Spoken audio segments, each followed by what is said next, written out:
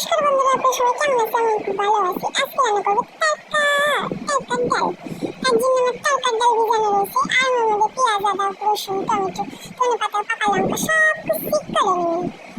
এর মধ্যে প্রেসারের মধ্যে তরকার ডাল আর একটু হলুদ, একটু লবণ দিয়ে সুন্দর করে সিদ্ধ করে নেবো। আর এর মধ্যে লাগবে একটু ডিম। এই যে আমার তরকারি সিদ্ধ হয়ে গেছে। এবার কড়াইয়ের মধ্যে তেল গরম করে দিয়ে দেবো 2-3 খান ডিম। ডিমটা ভালো করে কুটে ভেজে নেবেন। তারপরে লাল লাল করে ডিমগুলো ভেজে এরকম ভাবে ভুজিয়া করে নেবেন। এবার কড়াইয়ে দিয়ে দেবেন 10 খানিকটা তেল।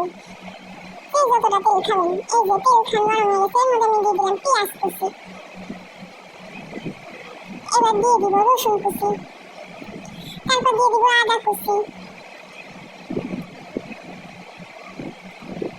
এর মধ্যে দিয়ে দেবো পাকা লঙ্কা কুচি। যে যেটা খাই সে সেটা দেবেন, আমার ঘরে পাকা লঙ্কা ছিল তাই আমি পাকা লঙ্কাই দিচ্ছি। ভালো করে ভেজে নেবেন।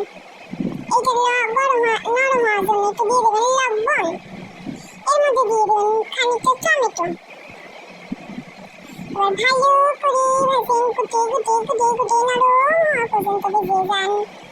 যতক্ষণ মন চাইবে ততক্ষণ ধরে ভাজেন। যে একদম নরম হয়ে গেছে। এইবার আমি এর মধ্যে মশলাগুলো দিয়ে দেবো। এর মধ্যে দিয়ে দিচ্ছি লবণ, হলুদ, লঙ্কার গুঁড়ো,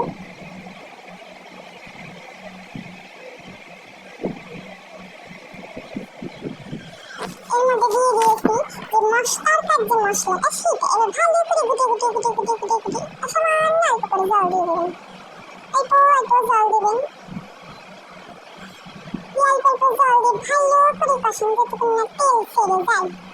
এই যে আমার মশলাটা সুন্দর ভাজা হয়ে গেছে, নরম তুলতুল করছে। এর মধ্যে দিয়ে দেবেন তরকার ডাল। এই যে সব তরকার ডালটা আমি দিয়ে দিয়েছি। এর মধ্যে ভালো করে মিশিয়ে নেবেন।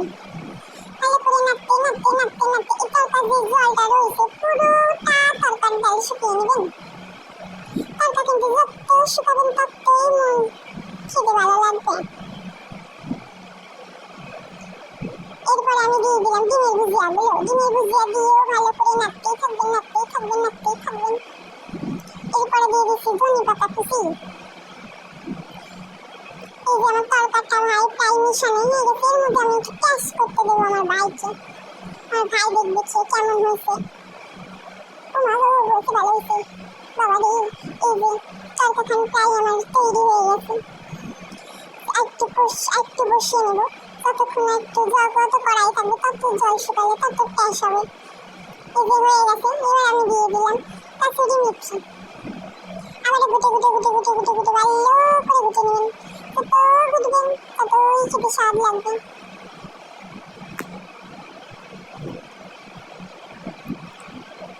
তরকার জলটা আমার পুরোটা শুকিয়ে গেছে, একদম সুন্দর শুকনো হয়ে গেছে।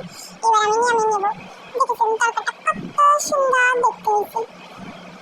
তারপরে একটু লাইক করে দেবেন, একটু সাবস্ক্রাইব করে দেবেন।